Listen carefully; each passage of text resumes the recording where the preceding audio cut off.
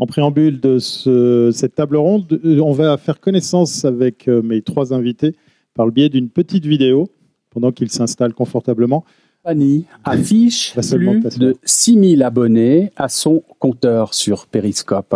Cette jeune étudiante romande d'Yverdon-les-Bains raconte régulièrement sa vie, avec succès, il faut le dire, sur ce nouveau réseau social vidéo.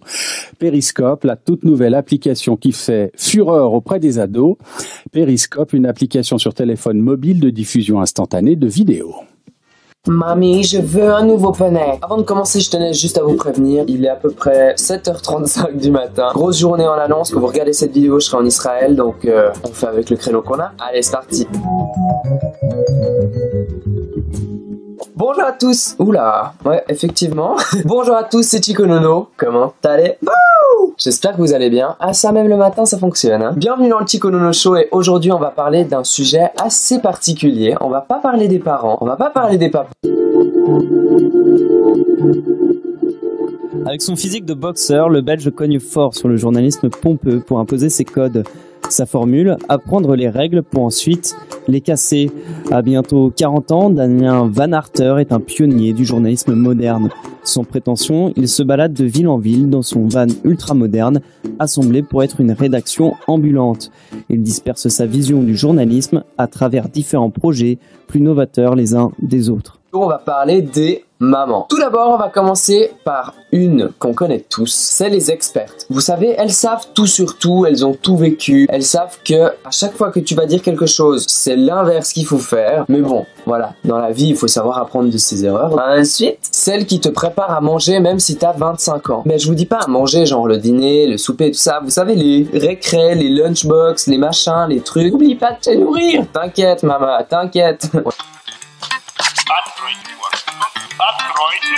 Не бойтесь свежего воздуха. Прошу вас расстегнуть воротничок и ослабить пояс. Ноги соедините, руки опустите. La grande enquête, c'est notre projet de fin d'études à l'EFJ. Nous allons travailler dessus jusqu'en décembre, essayer de le teaser sur les réseaux sociaux, de créer une communauté derrière notre sujet. Et on est venu pour donner un point de départ à ce projet. Et oui, on va pas passer l'après-midi à regarder des vidéos. Alexia Merci d'accueillir notre avis. Ouais, on peut arrêter la vidéo, abonnés. Sinon on va se la taper toute l'après-midi. Merci d'accueillir et d'applaudir Alexia Stéphanie, périscopeuse, mais il y a une petite surprise. Noam, alias Chico Nono, et Damien Van Harter. Bonjour, bienvenue. Bonjour. On va passer une dizaine d'heures ensemble. Je plaisante. Ça, c'est pour mon flux Périscope, histoire de faire un peu buzzer la chose. Alors, première chose, je vais m'adresser à toi, Alexia. Pourquoi tu n'es plus une périscopeuse? Puisqu'effectivement, voilà, je voulais cacher, je voulais absolument qu'on parle de Périscope et qu'on parle de création de contenu en ligne. Et j'aimerais qu'on revienne sur ton expérience de Périscope. Pourquoi tu l'as lancé et pourquoi tu l'as arrêté? Alors, pour commencer, pourquoi j'ai commencé justement Périscope?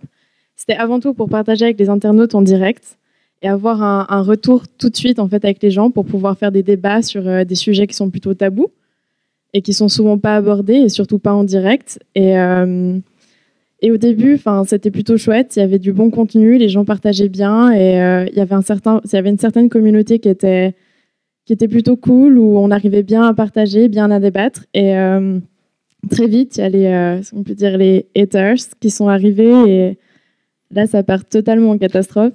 Et tu me disais, en plus, le public, il n'est pas aussi jeune que ceux qui produisent les contenus. Ouais, il n'est pas aussi jeune que ce qu'on croit. J'avais des personnes, la moyenne, elle était entre 20 et 40 ans. Donc, c'est vraiment pas... J'ai eu très, très peu de jeunes, par exemple, d'ordre de l'âge de 15 à 18 ans, comparé à ce qu'on pourrait croire. Et du coup, c'est des gens qui vont essayer de... Surtout quand c'est une femme qui parle.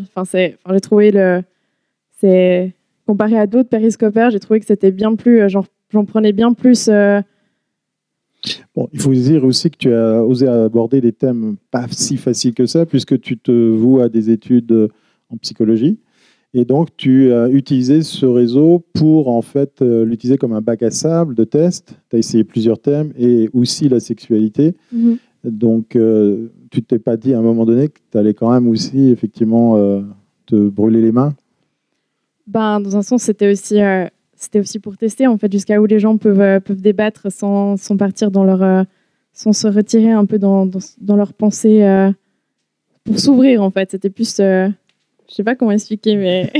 Pour avoir un contact derrière. On en a parlé hors caméra, en fait. Tu m'as dit, ben voilà, c'était le moyen pour moi de m'adresser à un maximum de personnes tranquillement, depuis sa chambre, depuis n'importe où, avec un téléphone portable. Au moment où je le fais, là, comme on vient de voir passer d'ailleurs un commentaire qui dit, voilà, les trolls, ça fait beaucoup de mal. On le sait, hein, c'est pas toujours très très agréable. Et puis donc, ça a été pour toi la possibilité de tester en grandeur nature des thématiques qui t'étaient propres. Exactement, oui. C'est bien ça. On reviendra là-dessus parce qu'on va continuer le tour de table. Tu veux que je t'appelle Noam ou Chico Nono? Tu peux choisir. Alors toi, tu as choisi un autre support, c'est YouTube. Pourquoi YouTube? Alors pourquoi YouTube? En fait, ça a commencé il y a à peu près 1 année et demie, où au gymnase, dans ma dernière année de gymnase, où tout le monde devait réfléchir à qu'est-ce qu'il voulait faire plus tard, où tu te vois dans 10 ans, la grosse question. Et il y a un camarade de classe qui m'a dit mais tu as une personnalité qui, comme vous avez pu le voir sur le chatbot avant, qui exprime beaucoup, très extraverti, de bonne humeur. Et c'est vrai qu'il m'a dit tu devrais essayer de faire des vidéos, jouer, te faire plaisir là-dedans. Mais pourquoi tu te casses la tête à aller sur YouTube? Tu peux aller sur Snap, tu peux aller sur Perry. Alors c'est une bonne question, mais justement je trouvais que YouTube, en tout cas en Suisse, manquait beaucoup de personnalités, surtout dynamiques et tout ça, qui peuvent proposer du contenu où on peut vraiment se sentir mieux après l'avoir regardé. C'était vraiment mon leitmotiv quand j'ai commencé et qui est toujours le cas aujourd'hui. Mon but, c'est vraiment que les gens s'évadent, on va dire, dans mes vidéos. Là, j'ai pas eu forcément l'extrait le plus vendeur. Je te remercie pour ça. J'ai fait exprès. Mais j'ai aussi une maman, c'est pour ça. Voilà. C'est vrai, tout le monde. Mais le but était vraiment de pouvoir faire passer un message positif, d'inspiration. Et aujourd'hui, mon leitmotiv est toujours le même. J'ai changé un petit peu de positionnement. Et tu as augmenté le nombre de supports sur lesquels tu communiques. Exactement. Vraiment, au départ, j'étais sur Instagram avant tout. Et là, j'ai commencé il y a 1 année et demie à peu près sur YouTube. Et de fil en aiguille, j'ai dû apprendre sur le tas comment monter, comment filmer, les lumières, le son. Et c'est vrai que ça m'a vraiment passionné et je me suis vraiment pris dans le jeu, quoi. C'est un des moments où vous avez le droit de sortir votre smartphone et vous allez chercher Chico Nono sur YouTube, vous abonnez, vous êtes obligé à le faire, sinon on ferme les portes. Parce que c'est vraiment trop rare ici, en Suisse romande, et Dieu sait que je ne le dis pas pour te faire plaisir, d'avoir du contenu de qualité, une telle maturité. Et puis ce monsieur soigne sa prise de vue et la lumière et le son. Voilà, ça mérite d'être signalé. Merci beaucoup. On va passer aux dinosaures que nous sommes. Bon, toi, tu es un petit jeune à côté de moi. Damien, pourquoi avoir claqué la porte à une super opportunité, radio, télé, pour te lancer dans la création d'une école de journalisme qui réinvente la forme des contenus, mais qui réinvente aussi l'histoire qui va autour, ou bien comment, par exemple, moi je suis ébahi, la plateforme de crowdfunding qui permet même à tes étudiants de financer leurs propres reportages et documentaires. Comment on en arrive à monter tout ça? Je rappelle qu'il est père de famille, que tu as des enfants, tu as une femme, donc c'est quand même un sacré challenge. Oui, j'ai pas claqué la porte. Je suis parti fâché de nulle part, en fait. C'est vrai que j'ai un passé, j'allais presque dire un passif, un passé de journaliste. J'ai travaillé en agence de presse, j'ai travaillé à la RTBF. J'ai eu la chance d'être au bon endroit au bon moment. J'ai grandi avec Internet. J'ai construit ma carrière quand Internet était à ses débuts, si on remonte il y a une vingtaine d'années. Je me suis intéressé basiquement à comment ces outils étaient en train de changer radicalement la manière dans laquelle on produit, on consomme de l'information. Sur base de ça, je ne suis pas informaticien, mais j'ai eu à en donner le sentiment que les outils étaient en train de changer tout ça. Et donc, j'ai vécu de belles expériences. J'ai eu l'occasion d'aller me frotter à des gros dossiers, de couvrir des gros événements, d'être là où les choses étaient en train de se passer. Je vais régulièrement aux États-Unis et j'ai la chance de pouvoir continuer à le faire pour aller m'inspirer de tout ça. Et à un moment donné, quand on se rend compte qu'on a poussé les murs, de partout on a poussé les murs, notamment de la RTBF, qui est une grosse institution, radio-télévision nationale, l'équivalent de la RTS. À un moment donné, on se dit, qu'est-ce que je fais, quoi? Soit je me mets sur des rails et j'ai 35 balais, et 30 ans à l'époque, et je peux partir jusqu'à ma pension en étant le monsieur technologie du truc. soit on continue à se mettre en danger, on continue à faire le con dans sa cave en allumant sa webcam et en testant des trucs et en n'ayant pas peur de la conversation, en fait. Et donc, c'est pas parfait. Et j'ai pas de baguette magique. Ce qui a été intéressant, c'est ce déclic de se dire, OK, est-ce que j'accepte de faire partie d'un début de solution? Et pour tous ceux qui travaillent un peu avec les méthodes Lean, voilà. Et à l'époque, c'était quelque chose que je me suis dit, OK, bah, je vais tenter cette mise en danger de mes certitudes de journaliste en allant me confronter à ce que les gens peuvent raconter en ligne. Donc, je préparais mes chroniques radio et télé en ligne. Je les débriefais en ligne. Et ce qui fait que ce continuum de temps de la conversation, ce fil tendu entre moi et les gens qui me faisaient confiance, voilà, il s'est construit, il s'est nourri et il continue à se nourrir parce que la confiance, bah, ça se gagne goutte après goutte et ça se perd par litre entier quand on fait des conneries. Et des conneries, j'en ai faites. Et j'espère que je vais continuer à en faire. Et progressivement, voilà, le van que j'ai construit il y a 3 ans maintenant, 4 ans presque. Le risque entrepreneurial, je l'ai fait moi-même. J'ai acheté la voiture, j'ai vendu l'ancienne pour partir sur les routes avec celle-là.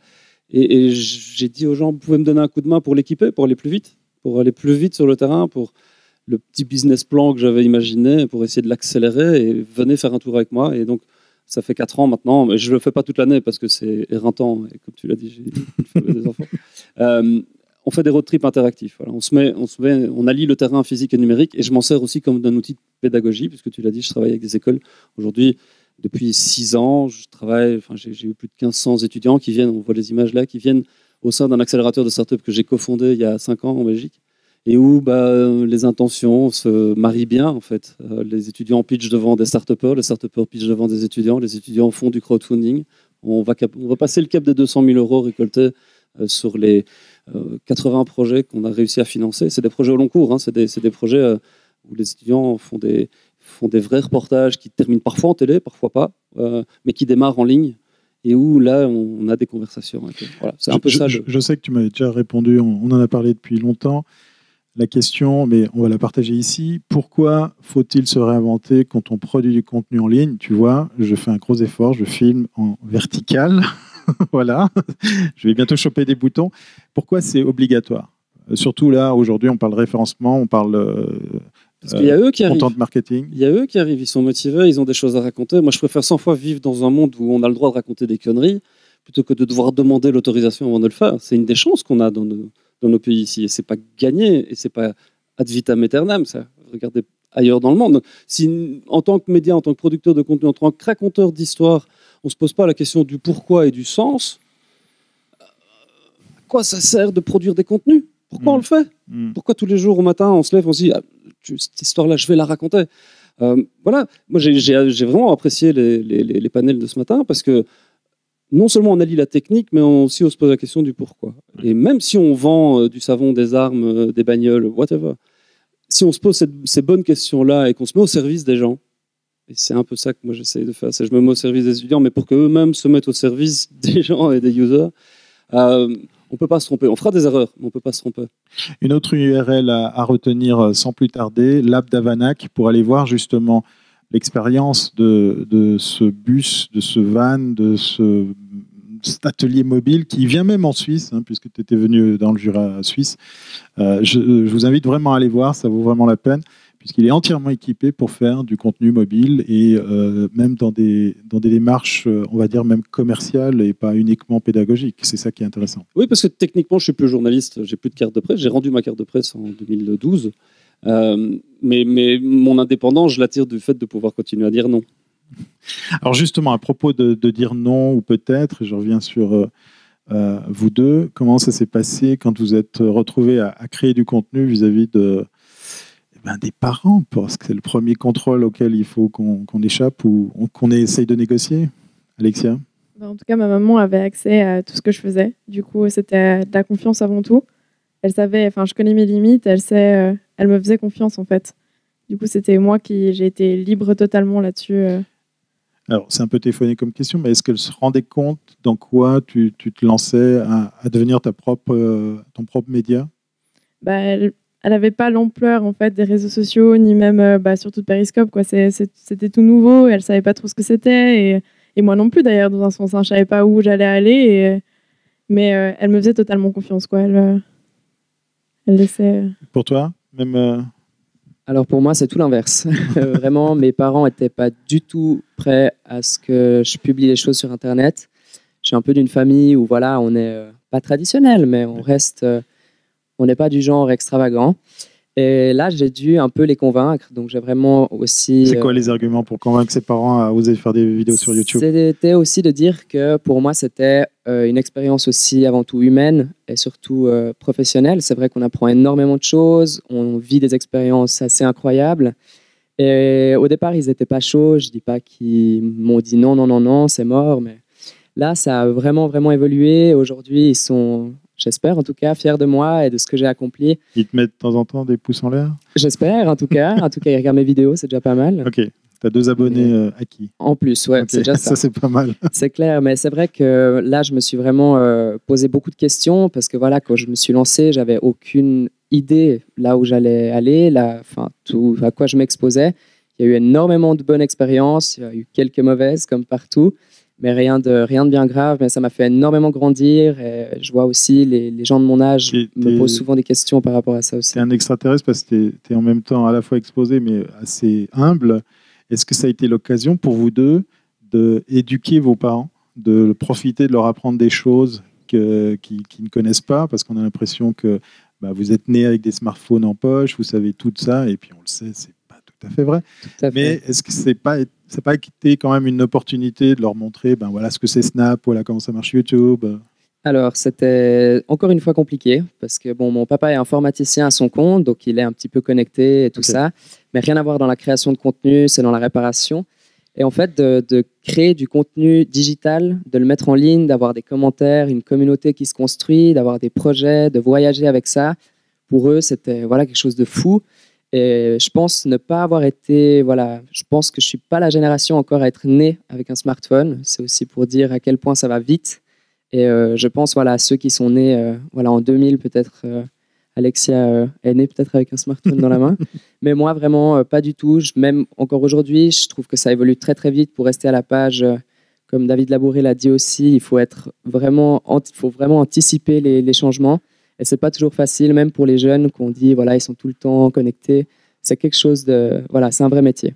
Ça a été aussi l'opportunité de passer des tuyaux à vos copains, copines, de leur montrer comment ça marche ou les inciter à faire pareil ou... Non, pas forcément. C'était même plutôt le contraire. Je les incitais pas, mais pour eux, c'était plutôt la vision de eux. Ils n'avaient pas vraiment envie de s'exposer autant que moi j'ai pu le faire, quoi. D'accord. Quand tu as réalisé l'exposition que tu as acquise, tu as fini dans la presse, les médias et tout ça. Ça a été quoi ta première réaction? T'as vécu ça comment? Au début, j'étais un peu oups. Je pensais pas que ça allait aller aussi loin. Au départ, j'étais dans ma chambre, toute tranquille, à faire mes petites vidéos, à faire mes lives. Et d'un seul coup, y a Le Temps qui m'avait contacté, il y a la radio, et on se retrouve un peu... Qu'est-ce qui se passe, quoi? Il y a tout qui arrive d'un coup et on n'arrive pas trop à réaliser. Ça a été des éléments déclencheurs pour que tu te dises je vais arrêter, je vais faire autrement, je vais faire dans un autre chose. sens, oui. Ouais. Peut-être là, cette exposition peut-être trop forte par rapport ça sort trop du contexte où je voulais rester focalisée, quoi. Je vais m'adresser au papa parce que j'ai adoré le passage qu'on a échangé il y a quelques jours sur un podcast. Comment tu vis avec justement tes enfants et ta fille qui tout d'un coup non, je te laisse, je vais dans ma chambre, je vais faire un live. Comment on vit ça en tant que papa? Puis rappeler l'âge de ta fille, peut-être. Ouais, elle a 13 ans, et puis la deuxième a 11 ans, donc ça arrive. Et il y en a une troisième qui a 7 ans, qui, à mon avis, est du même tonneau. Une de mes craintes à moi, c'est d'être un cordonnier mal chaussé, évidemment. Et ça sera le cas, plus que probablement. Largué, tu veux dire? Il y a des chances, oui. Et puis forcément, les interdits sont faits pour être outrepassés. Donc, non, c'est pour juste l'épisode en 2 secondes. Elle se met à faire elle va faire un live sur Instagram et elle me le dit. Ok, donc je me mets sur Instagram et puis je vais écouter ce qu'elle raconte. Et juste comme ça. Et là, il y a ses copains, ses copines qui rappliquent. Elle a juste rien raconté. Donc je dis ok, de quoi tu vas causer ma grande? Puis on est, je lui fais un kick ou lol dans les commentaires. Donc je me fais kick banner évidemment. Mais c'était très bizarre parce que on pose des questions et puis mais viens dans mon live, je te répondrai, quoi. Ok. Ben voilà, je veux dire, c'est des usages sur lesquels, si nous-mêmes on n'avait pas transgressé les règles, on n'aurait rien innové. Donc on a tenté des trucs, on a testé des machins. Quand on innove et quand on teste, forcément, 99 chances sur 100, ça va se planter, ça va se vautrer, c'est normal. Sauf que ce petit pourcent de chance que ça fonctionne fait qu'à un moment donné, ça peut démarrer. C'est ce qui s'est passé avec eux deux. Ils ont testé un truc et ça fonctionne. Et par rapport à la vidéo, je pense qu'il y a un gros problème, c'est qu'on est biberonné à la téloche. Nous, notre génération. Ouais. Quand on pose la question à des gamins de 16 ans maintenant, est-ce que tu regardes la télé? La moitié va te répondre de la quoi? Et l'autre moitié va dire oui, je regarde la télé. Et tu regardes quoi? Netflix. Ok. La télé, ça reste un objet important. C'est le meilleur support pour regarder de la belle vidéo. Sauf que la télé, on peut pas la retourner, on peut pas la mettre en verticale. Et puis on se balade pas avec en poche. Et puis on n'est pas forcément à 20h devant pour regarder le JT en direct. Enfin, tout ça a changé, c'est pas nouveau. Mais un, on reviendra pas en arrière. Deux, ça provoque une nouvelle narration. On parlait de Snapchat. Moi, je me suis amusé à faire la première interview d'une ministre en Belgique avec les Google Glass à l'époque. Oui, ça s'est planté, oui, ça s'est foiré, ça a pas Mais tu as été décollé. le premier à le faire. Mais en le faisant, j'ai appris plein de trucs. Et c'était de la mauvaise télé, on est bien d'accord. Mais on a appris plein de trucs en faisant ça. Et les spectacles qui arrivent maintenant chez Snapchat, il y a d'autres choses derrière. Et on sait maintenant qu'ils vont sortir la V2 avec de la réalité augmentée dessus. Tout le monde n'aura pas le casque VR de PlayStation. Donc, en tant que journaliste, en tant que raconteur d'histoire et producteur de contenu, comment on les touche? Comment on apporte le dernier kilomètre? Comment on les immerge dans nos histoires? Comment on les engage? Tout ça, c'est des questions où aujourd'hui, on est dans un continuum de temps et le jour où on se dit qu'on a trouvé, en fait, on est mort. Donc, il faut se réinventer en permanence. Justement, peut-être l'occasion nous est donnée. Ici, il y a plein de spécialistes du web, du référencement. Il y a peut-être aussi des annonceurs. Comment qu'on peut les sensibiliser ou les décourager à ne pas essayer d'aller investiguer ces réseaux pour absolument mettre de la pub, pour absolument essayer de trouver du lead, du client? Parce qu'on l'avait dit hors caméra, bah oui, WhatsApp, c'est juste un outil de discussion, c'est pas un support sur lequel on peut annoncer quelque chose. Ça a été dit aussi sur scène, c'est comme le téléphone il y a de ça des centaines d'années. Comment on peut les sensibiliser? Mais ce qu'il y a, c'est que pousser des messages pour pousser des messages, produire du contenu pour produire du contenu n'a aucun sens. Après, il faut vendre, et il faut avoir des chiffres, etc. Ok, c'est un peu une relation amoureuse entre la publicité et le contenu. Aujourd'hui, on sait que tout ce que les marques pourront se payer comme contenu, elles le feront. Que ce soit en direct avec des influenceurs, on va les appeler comme ça, avec des gens qui ont réussi à construire une relation de confiance avec une audience. Et ça durera le temps que ça durera si ces producteurs de contenu-là n'assument pas le fait qu'ils sont au service de marques et qu'ils vivent grâce à elles et quasiment exclusivement grâce à elles. Mais une relation de confiance, ça se construit aussi en disant j'assume le point de vue duquel je me place quand je vous parle. Et donc, réussir à en donner à faire de la pédagogie, aussi bien auprès des journalistes qui doivent un tout petit peu se décoincer pour dire et accepter une bonne fois pour toutes aussi qu'ils font partie de cette équation économique, il faut aussi faire de l'acculturation numérique auprès des annonceurs. Le carpet bombing, le tunnel de WePub entre la météo et le JT, s'il vous plaît, arrêtez. Vous faites pis que mieux. Et on parlait de la publicité programmatique tout à l'heure et on l'a relevé. C'est un des problèmes. On se retrouve avec des pubs qui sont ciblées de manière complètement automatique et on voit des actions citoyennes qui commencent à se mettre en route avec les Sleeping Giants aux US, en France aussi, qui commencent à dénoncer les annonceurs qui se retrouvent chez Breitbart, qui financent des sites d'extrême droite sans le savoir. Tout ça, ça fait partie de l'évolution. Justement, tu me tends une perche. Comment toi tu vis le fait que maintenant les annonceurs, les marques s'intéressent à toi pour te monétiser, pour utiliser ton réseau? Alors, c'est très très compliqué. C'est arrivé un peu par hasard avec le groupe Coca-Cola en fait, qui est, pour situer un petit peu la chose, sur le milieu de YouTube des créateurs de contenu, c'est le groupe, on va dire, qui signifie beaucoup en matière de partenariat. Ils ont énormément de moyens, les contenus sont très très bien réalisés quand on travaille en collaboration avec eux. Et j'ai eu une fois une demande comme ça ponctuelle pour tester en avant-première un produit qui a été créé par Fanta, qui était une première mondiale, et qu'on a teasé sur ma chaîne, qui avait à l'époque... Qu'est-ce qu'ils t'ont demandé par exemple? Concrètement, quand ils t'approchent, qu'est-ce qu'ils te demandent de faire? Alors au départ, ils m'ont demandé si j'étais intéressé à créer du contenu, à tester un produit qui n'avait jamais existé ailleurs. Donc moi, un petit peu curieux, j'ai été regarder si effectivement c'était une première mondiale, et c'était le cas. Et je me suis dit, comment ça se fait qu'une marque comme ça m'ait trouvé, j'avais, je ne sais pas, 5000 abonnés comme ça. Et je me suis dit, allons-y, tentons le coup. De toute manière, qu'est-ce qu'il y a à perdre? Le concept était super sympa, il me laissait presque carte blanche. Et là, encore une fois, on a fait la vidéo, elle a passé sur leur page Facebook, il y a plusieurs millions de followers, c'était assez incroyable. Le retour, pour moi, entre guillemets, de notoriété, on va dire chiffré, il n'y en avait pas beaucoup, mais énormément de gens m'ont reconnu. Bon, voilà, les gens qui me connaissaient un petit peu m'ont écrit. Tu es en train de nous dire que tu n'as pas gagné beaucoup d'argent. Alors, pour ce que j'ai fait, c'était à l'époque déjà super. Franchement, c'était une première comme ça. Et pendant quelques mois, j'ai rien eu. Et ils m'ont recontacté. Et là, j'ai signé avec eux pour 6 mois. Où vraiment, c'est un contrat, on va dire, vachement intéressant au point de vue d'un influenceur, surtout au niveau de la communauté que j'ai. Et ils me demandent, voilà, encore une fois, aucune forcément exclusivité. J'ai le droit de parole. Et c'est aussi quelque chose que j'ai dû négocier. Et c'est vrai qu'aujourd'hui, les influenceurs, il y en a beaucoup qui ne sont pas vendus, mais qui ont voilà, un discours qui est un petit peu, on va dire, redirigé par rapport au cachet qu'ils touchent en fonction des placements. Et ça, je pense que si j'ai un conseil ou voilà, la leçon que j'ai apprise, c'est vraiment de garder sa ligne personnelle, enfin vraiment d'être soi-même. Et ça, c'est assez difficile. J'ai eu des propositions avec des marques comme voilà, des cigarettiers, des choses comme ça. Je ne fume pas, j'ai des valeurs sportives, exactement. Ouais. Et pour moi, c'était juste hors de question. Et le contrat était, pour ne pas citer le chiffre, très, très juteux. Ouais.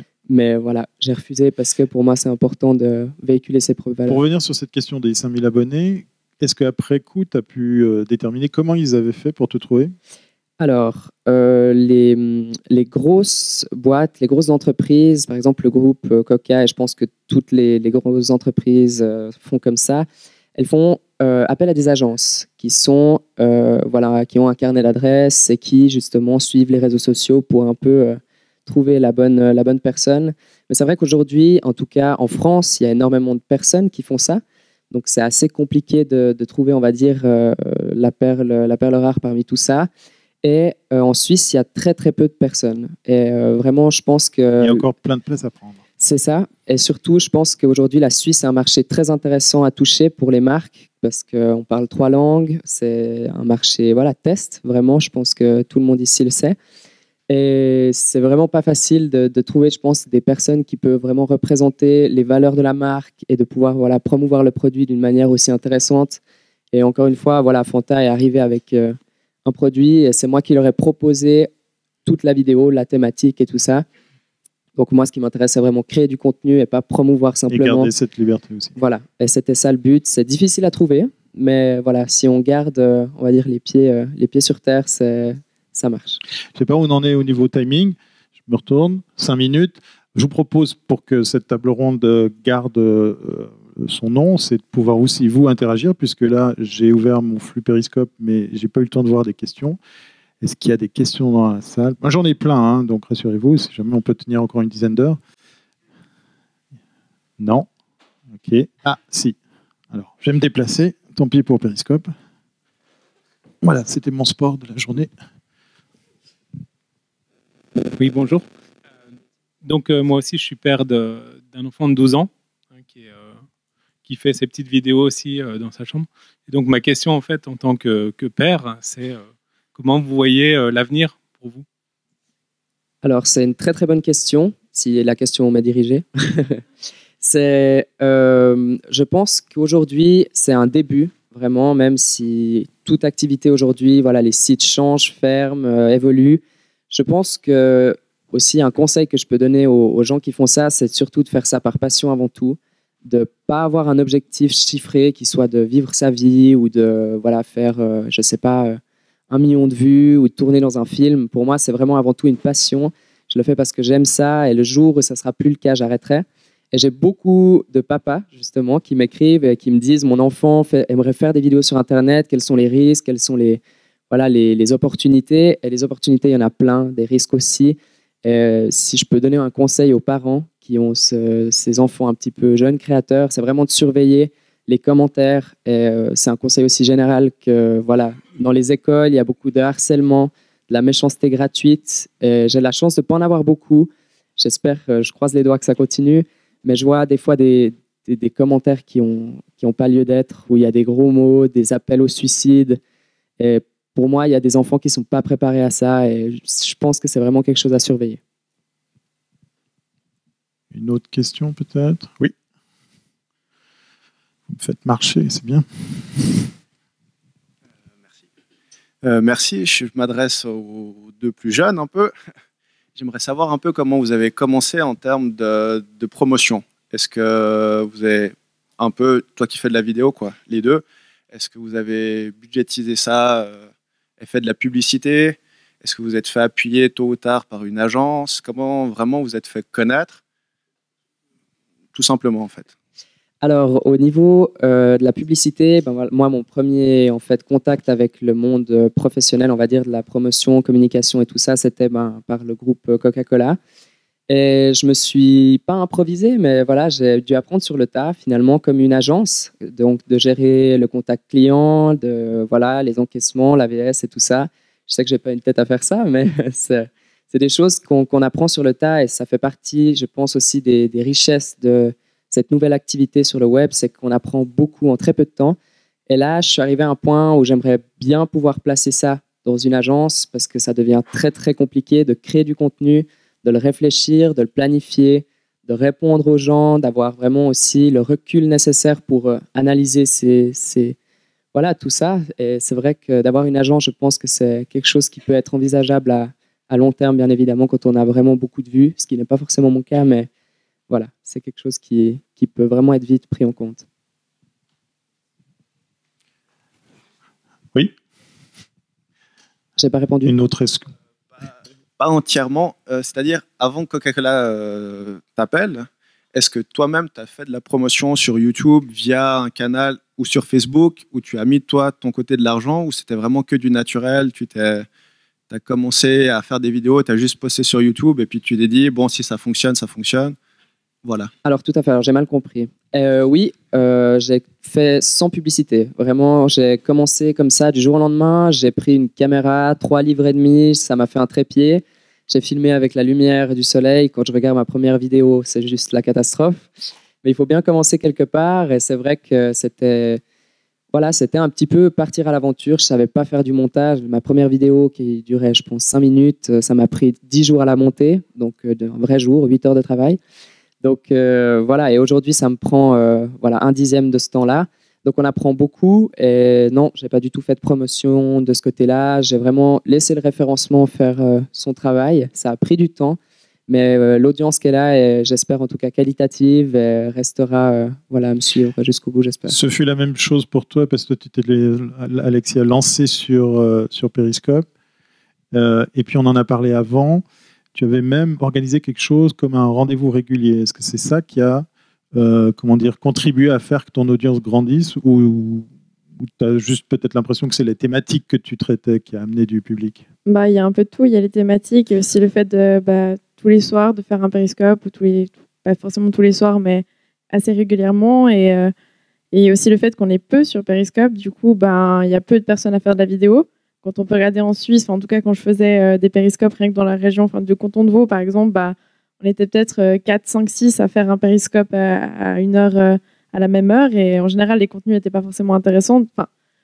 Les gens se filmaient et ne parlaient pas, et étaient juste filmés. Et du coup, dès qu'il y a un contenu qui est un peu plus intéressant, forcément, il y a plus de monde qui vont dessus. Et du coup, ça monte. Et après, ça part. Il y a aussi énormément de Français. J'ai beaucoup plus de Français, de Français que de Suisses qui me suivent. Et après, ça va de plus en plus loin. Et c'est comme ça que Est-ce que cette interactivité, elle était réelle, elle était utile? On t'a posé des vraies questions, à part les trolls. Est-ce qu'il y avait des gens qui étaient vraiment dans un débat constructif?